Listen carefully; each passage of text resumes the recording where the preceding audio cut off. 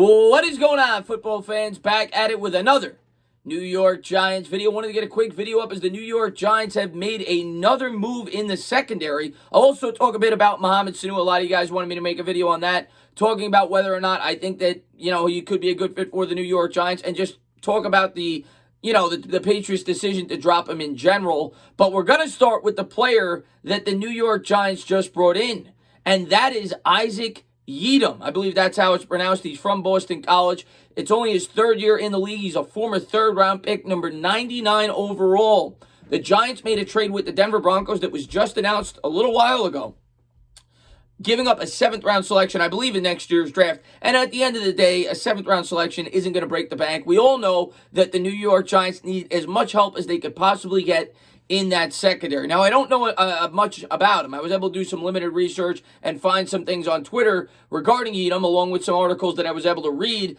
I'll talk about him real quick. The first thing I wanted to say, I was able to get it from Bobby Skinner, who was on my channel yesterday. He posted these stats here. He started 8 games, first off, for Denver last year. He played in 16. He started 8. His opponent stats against the 54 passing attempts, they completed 38 for a completion percentage of 70% for 490 yards, 0 touchdowns, 0 interceptions. From what I understand, the Denver Broncos had a logjam at the cornerback position, which is why they were looking to trade Yiadom rather than just drop him. And the Giants were willing to bite, being that they need as much help as they could get on the outside. I think it's a great move. To be honest with you, you didn't give up much. You're bringing a guy that's a former third-round pick, 99 overall, to at least compete with Corey Ballentine on the outside. I think at this point, this signifies that the Giants are probably going to leave Love at the safety spot. We've talked about that. He's played Love has played almost exclusively at the safety position in camp. I think they feel that's the best position for him.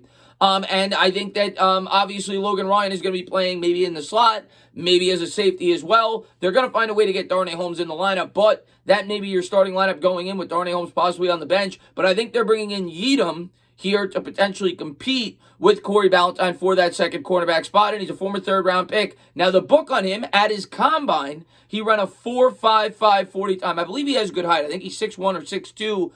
Was known to be a really hard worker while at Boston College, didn't possess unbelievable physical ability, but was a very hard worker, which is why he got drafted when he did. And the book on him coming out was that he had the potential to be a good starter in the NFL, but had some physical limitations due to the fact that he wasn't the greatest athlete in the world. But regardless, I think this is a good get by the New York Giants, just for depth alone. We talked about it last night. Now, would we have wanted maybe a guy that we know better, like Prince Amukamara, a veteran? Possibly, but maybe a guy like Yiadom with the proper coaching has more upside. I mean, he did go third round. They must have saw something in him in Denver. So I wanted to talk briefly about that, and now jump into the Mohammed Sanu news. A lot of you guys asked me to make a video on this. The New England Patriots surprisingly cut Mohammed Sanu. Now, it's not that surprising. If you go back and look at the notes, a lot of people said that they may be moving on from Mohammed Sanu, even though they're not very deep at that wide receiver position. I remember I made a video on Mohammed Sanu last year when the Patriots made that trade at the deadline, and I was kind of up in arms about it. I didn't really understand why they gave up a second-round pick to acquire a guy who's a solid wide receiver, but not a second-round pick. Now, I know that the Patriots were desperate for a wide receiver. Didn't really work out. Obviously, the Patriots wasted a second-round pick. They ended up cutting him the next year. In 8 games with the Patriots, he had just over 200 yards. The year before, he had a career season in which he eclipsed over 800 yards, 838 yards, I think it is. Sanu has always been known to be a receiver with really good hands, doesn't drop a lot of balls, doesn't create a ton of separation. He is tall. I think he's 6'2". Great blocker. That's always been the book on Sanu, and he's versatile. You can move on inside and outside. But the Patriots decide to move on, and now will the New York Giants look into free agency to bring in a wide receiver? Well, the first thing I'm going to say is, let's look at our wide receiving core, and I honestly don't see it. I don't see the need for a guy like Mohammed Sanu. Yes, the New York Giants lack a true number 1 option, which we hope Darius Slayton becomes this year. But right now, we definitely lack a true number 1 option. We have a lot of number 2s with Golden Tate and Sterling Shepard. But Sanu doesn't help improve that. He just gets thrown into the mix, and as a matter of fact, I don't think he's as good as those guys. You could probably make an argument that you'd rather have Corey Coleman, who has looked great so far in training camp. So, while Sanu does have ties to the Giants, which I'm going to talk about in a second, I don't think he's the best fit here. I think there's a number of other places where it could make a lot more sense for Mohammed Sanu to catch on. And the other thing you got to think about is, from Mohammed Sanu's perspective, The New York Giants don't make a ton of sense. You're a guy that's entering, your age 31 season. You're probably going to sign a one-year deal, and you want the ability to be able to put up pretty good numbers to make yourself more attractive if and when you become a free agent the following season. So with all that being said, I don't think the Giants give him near the best possibility. He may not even make the roster, and if he does, he probably would, but he wouldn't be a guy that we rely on to be a starter going into the season. So I don't really see Sanu being a great fit here with the New York Giants. I just don't. In terms of his ties to the Giants, sure. Joe Judge last year was his wide receiver coach with the New England Patriots, so you have the connection there. Judge has coached him before. Didn't apparently do that good of a job. He didn't do too well there. And then the other tie is, of course, he's from the New Jersey area. He played for Rutgers. He grew up in New Jersey. So there's the connection there with Mohammed Sanu to the New York Giants, which is, I get that part of it. But I think there's a lot better destinations for Sanu and teams that are more needy to bring in a wide receiver.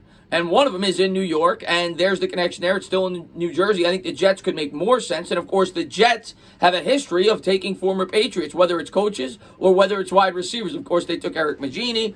Last year, they took Demaryius Thomas, who plays the same position, who shifted over from the Patriots. So they have a history of doing that. The Jets aren't very deep at that position to begin with. Yes, Perriman was a nice get, but they have one of the weaker wide receiving cores in the NFL, and I think he could definitely help them in that aspect if it was for a very cheap contract. So the Jets to me make more sense, and the Packers to me make a ton of sense. Here's a team that's looking to compete for a Super Bowl. They went 13-3 last year. They go out, they sign Devin Funchess. Then they get word that Devin Funchess is going to sit out this year due to the virus. Well, you bring in a guy like Mohammed Sanu, who's had some success throughout the league. Like I said, almost had 850 yards just 2 years ago. Maybe you could bring him in, could be a good blocker, good versatile wide receiver for your football team. So I think the Packers could make a lot of sense, and I'm sure there's a couple of other destinations. Those are just two teams that jumped out to me. But as far as the Giants goes, I just don't see it. I don't see us being a good fit for him, and I don't really see him being a good fit for us. If I'm the Giants right now with the limited cap space that we do have,